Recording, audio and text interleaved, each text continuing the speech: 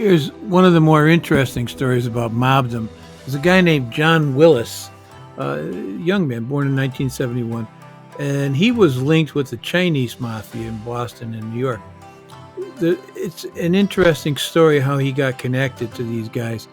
He was a bouncer at a bar that was popular with some Chinese hoods, and there was a fight out on the sidewalk, and Willis intervened on behalf of one gangster, Chinese gangster, who was so thankful he gave Willis a card with a telephone number written on it. He said, "You ever need anything, give me a call."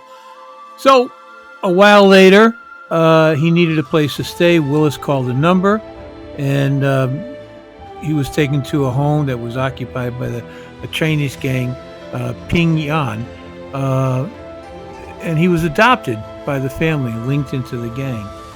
Remarkably, very, very rare. So he was initiated into the gang life rather, in Boston, and then he was sent down to New York to work as a bodyguard and a bagman, a collector for Chinese gangsters there. And sometimes they just needed an angle of face. Simple as that. So here's the remarkable thing. He learned Cantonese and another dialect. He said so he could pick up Asian women. Mazel tov. Anyway, he was fluent in the language, and that gave rise to his within the organization. He also learned Vietnamese. Isn't that remarkable? He was sent back to Boston, where he was to work for a guy named B. Ming. I'm going to spell that out, B-I-M-I-N-G, obviously.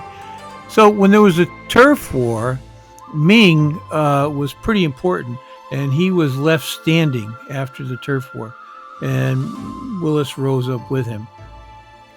Willis was convicted in jail for extortion in 2000. He got a 5-year sentence for dealing heroin. So while he's in prison, instead of just doing his time, he organizes an Oxycontin ring, which ran from Florida to Massachusetts. Think about that.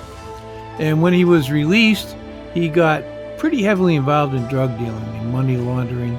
And the Chinese, they didn't like that. It made him nervous. He was convicted of drug trafficking in 2013. Whether the Chinese set him up or not, who knows? He was also still running a $4 million now in 2013, $4 million Oxycontin ring. He got slammed with a 20-year sentence, and he should be out in a few years. It's an amazing story, isn't it?